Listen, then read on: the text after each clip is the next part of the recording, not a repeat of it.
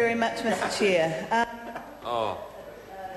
Topic in part one of this bill. I want to talk about the provisions around accommodation and perhaps seek some clarity from the Minister and the Chair. I understand that and this is on page 7 of the bill, and the bill, as I understand it, amends the definitions of commercial dwelling and dwelling because I believe there's been some expansion of what the term dwelling was originally meant to apply to, so that it now includes more than was originally intended.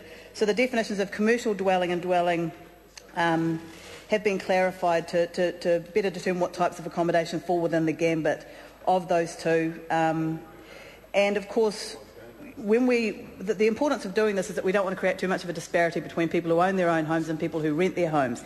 And I note that the definition of commercial dwelling has been amended to mean a hotel, motel, homestay, farmstay, bed and breakfast establishment, inn, hostel or boarding house. And if I understand that would apply to student accommodation. Well, I'm not sure if it does. I imagine it would, in which case that would be a cost that would be passed down to the students in that accommodation if GST is payable on that service. Also to a service department, nursing home, rest home, hospice, camping ground, but it excludes a hospital where there is no residential component, and retirement villages in certain circumstances. The part that I want to question is the inclusion of boarding houses in the definition of commercial dwelling. And I've read this bill, I'm taking it at face value, and I just want some clarification. I may be finding some mischief that isn't there. My concern is, as a member of the Social Services Select Committee that worked on residential tenancies legislation, the issue of boarding houses was very, very complicated as to where they fell even within residential tenancies legislation. So when it comes to whether or not such an establishment would attract GST, I question the propriety of including it as a commercial dwelling. We know that the people who live in these boarding houses are basically in a rental situation. They are often, they are by and large the most vulnerable rental tenants that we have in the country.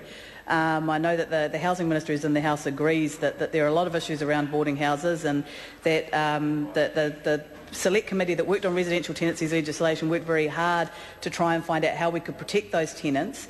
And the understanding was that from that Select Committee, in any case, when looking at tenancy legislation, was that certainly they are in a rental situation. They probably need more protection than your average tenant who rents, because they are living in often substandard accommodation. They tend to be people who have significant mental health issues, drug and alcohol issues. They are not the kind of people who will speak up or speak out if they believe they are being unfairly treated or the law is not being applied. And so the inclusion in a definition of commercial dwelling worries me, and this may not be a big deal at all, and this may not be an issue, but that really jumped out at me when I saw the boarding houses being included in that definition. Given the extraordinary amount of work that went on this year in terms of the definition of boarding house, and what added to this is I also note that throughout the bill, the bill references the definitions as defined in section X, Y or Z of the Residential Tenancies Act 1986. Well, this year Parliament passed the Residential Tenancies Act 2010, and I would also like to seek just some kind of assurance that despite the fact that this particular part references the tenancy law from the 1980s, that it's still appropriate because we've actually made significant changes to residential tenancy law. A lot of those changes relate to boarding houses and boarding house tenants, and the definition of boarding house under the 1986 Act and how that's treated for tenancy law has changed significantly with the updated changes that have come with the Residential Tenancies Act 2010.